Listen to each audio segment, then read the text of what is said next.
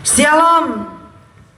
Tema firman Tuhan saat ini, sahabat Allah atau musuh Allah. Adakah di antara kita yang mau menjadi musuhnya Allah? Atau adakah di antara kita yang mau menjadi sahabatnya Allah? Amin.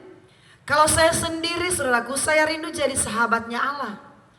Saya tidak mau jadi musuhnya Tuhan, jadi musuhnya Allah.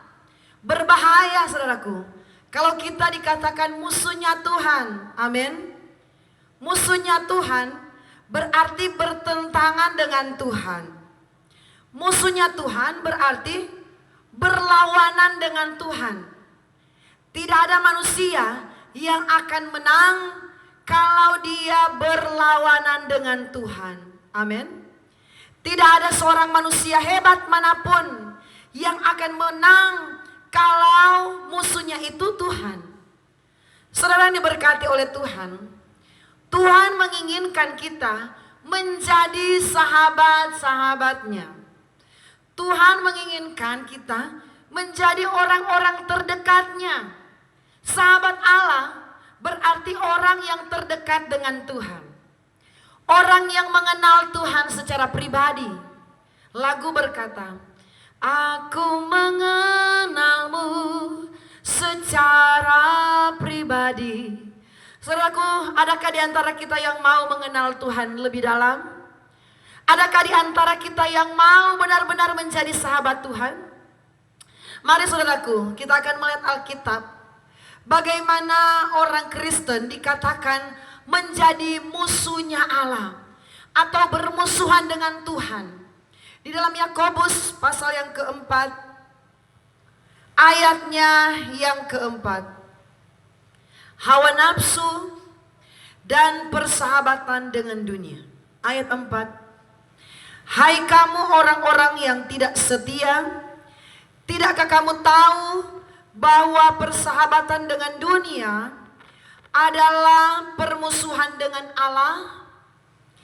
Jadi barang siapa hendak menjadi sahabat dunia, ia menjadikan dirinya musuh Allah. Saudara, Alkitab tulis dengan jelas, siapa yang mau jadi sahabat dunia ini, ia menjadikan dirinya musuhnya Allah, bermusuhan dengan Tuhan. Saudara yang diberkati oleh Tuhan, awal tadi saya berkata, Tuhan merindukan kita menjadi orang-orang terdekatnya, menjadi orang-orang yang dipercayakannya, menjadi sahabatnya. Tetapi kalau kita cinta akan dunia ini, kita bersahabat dengan dunia ini, kita sementara menjadikan diri kita musuhnya Tuhan. Bagaimana saudaraku kalau kita bersahabat dengan dunia ini? Bagaimana dikatakan kita bersahabat dengan dunia ini? Mari kita lihat kembali Alkitab tadi. Ayat yang pertama, Yakobus 4 ayat 1 dan 2. Dari manakah datangnya sengketa dan pertengkaran di antara kamu? Bukankah datangnya dari hawa nafsumu yang berjuang di dalam tubuhmu? Kamu mengingini sesuatu tetapi kamu tidak memperolehnya. Lalu kami membunuh, kamu iri hati, tetapi kamu tidak mencapai tujuanmu. Lalu kamu bertengkar dan berkelahi, kamu tidak memperoleh apa-apa, karena kamu tidak berdoa. Saudaraku, persahabatan dengan dunia, yaitu berbicara hidup di dalam daging. Hidup di dalam keinginan-keinginan daging. Cara dan model seperti itu membuat kita bermusuhan dengan Tuhan. Hidup di dalam dunia, hidup dengan kedagingan, hidup dengan hawa nafsu kedagingan, menjadikan kita berseteru dengan Allah, bermusuhan dengan Allah. Kalau hidup kita masih dikuasai oleh kedengkian, kalau hati kita masih dikuasai oleh iri hati, kalau hati kita masih dikuasai oleh kepentingan diri sendiri, kemabukan, Firman berkata, pesta pora, kedengkian. Kita sementara menjadikan diri kita musuhnya Tuhan. Hati-hati saudaraku, tidak ada manusia yang akan menang ketika dia bermusuhan dengan Tuhan. Bahkan hidupnya bisa dikategorikan hidup yang celaka, hidup yang terkutuk kalau dia bermusuhan dengan Allah, kalau dia bermusuhan dengan Tuhan, bermusuhan dengan Pencipta lewat hidup di dalam daging. Jadi kalau orang bersahabat dengan dunia, orang bergaul karib dengan dunia, dengan keinginan daging, Firman berkata dengan keangkuhan hidup, dia sementara menjadi musuhnya Tuhan. Saudaraku, belajar dari Abraham. Abraham, Tuhan berkata, engkau Abraham adalah sahabat Allah. Saudaraku, mari kita mencontohi bagaimana sampai Abraham itu dikatakan sahabatnya Tuhan. Tetapi jangan sampai kita menjadi musuhnya Tuhan, musuhnya Allah yang masih hidup dalam kedagingan.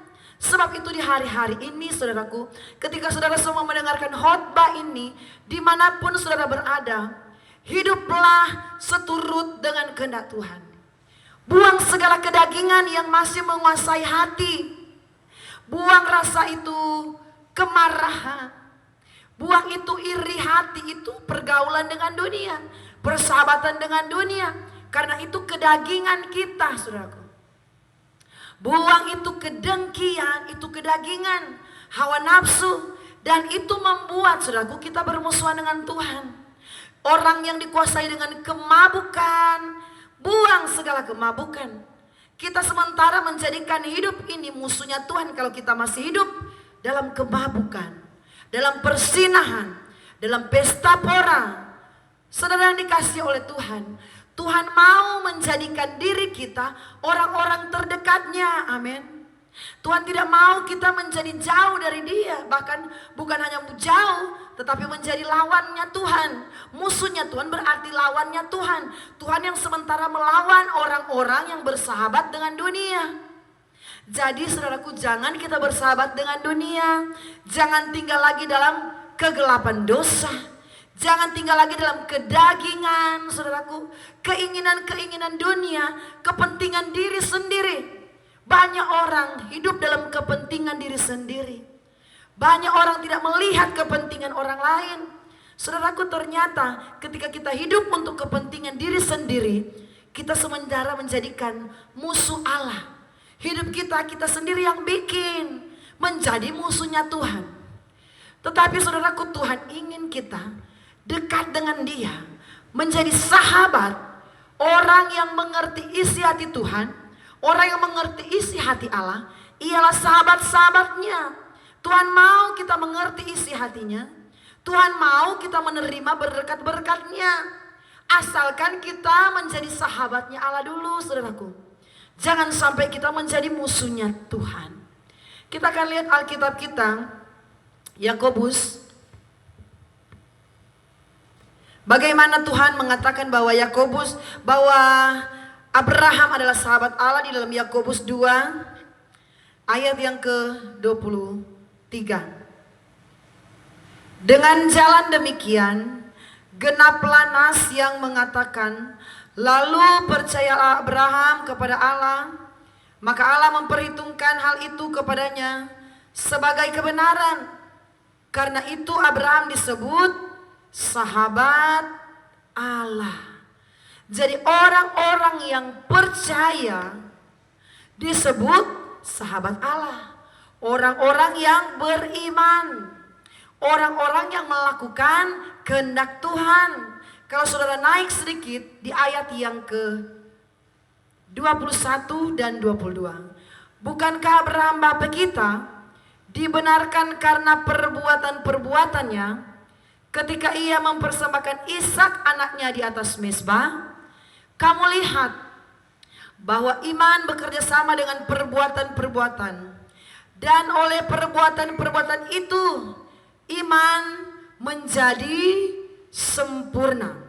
Dengan jalan demikian genaplah nas yang mengatakan, lalu percayalah Abraham kepada Allah, maka Allah memperhitungkan hal itu kepadanya sebagai kebenaran. Karena itu Abraham disebut sahabat Allah. Saudaraku, ternyata orang yang suka berkorban untuk Tuhan, dia adalah sahabat Allah. Karena dia tahu apa yang diinginkan oleh Bapa di surga. Kalau kita menjadi sahabat Allah, kita tahu apa yang Tuhan sukai dan apa yang Tuhan benci. Yang Tuhan benci yaitu perbuatan daging, kecemaran, hidup dalam perselingkuhan. Tuhan benci hal-hal yang seperti itu. Hidup dalam kemabukan Tuhan benci. Tetapi sahabat Allah, dia tahu apa yang Bapa senangi, apa yang Bapa sukai. Abraham dia tahu apa yang berkenan kepada Tuhan. Sehingga Tuhan berkata dia adalah sahabat Allah. Abraham mempersembahkan Ishak, saudaraku, di atas mezbah, dan Tuhan berkata, iman dan perbuatan Abraham yang membuat Abraham berkenan disebut sahabat Allah.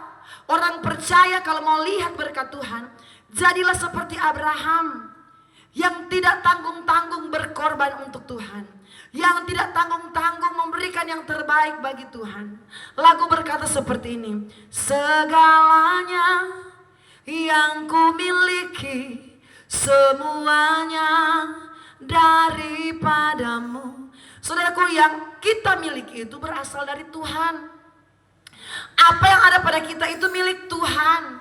Jadilah pribadi-pribadi yang benar, tahu apa yang Bapa sukai untuk kita lakukan.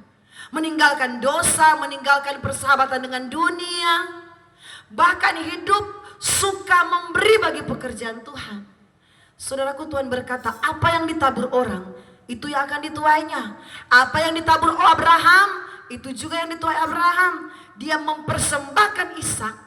Sampai Tuhan berkata, engkau adalah sahabat Allah. Mari saudara yang diberkati oleh Tuhan, biarlah kita menjadi sahabat-sahabatnya Tuhan, bukan menjadi musuhnya Tuhan. Karena bahaya sekali kalau sampai Tuhan berkata, kamu adalah musuhnya aku. Tuhan akan melawan hidup kita. Kita tidak akan berhasil kalau Tuhan yang menjadi musuh kita. Kalau Tuhan yang menjadi musuh kita, kita akan gagal. Karena apa? Tuhan yang menentang kita, Tuhan yang melawan kita. Karena kita masih hidup dalam kedagingan, hidup bersahabat dengan dunia, tidak mau setia kepada Tuhan. Apalagi berkorban kepada Tuhan, kita tidak mau. Menutup mata, menutup tangan, tidak akan pernah diberkati oleh Tuhan. Mari saudaraku, jadikan hidupmu sahabat-sahabatnya Tuhan. Amin. Tuhan mengasihi engkau sesungguhnya. Tuhan mau engkau menjadi sahabatnya yang selalu dekat dengan dia, yang merasakan berkat-berkatnya. Tuhan mau hidup kita diberkati. Sebab itu Tuhan mau jangan kita menjadi musuhnya Tuhan.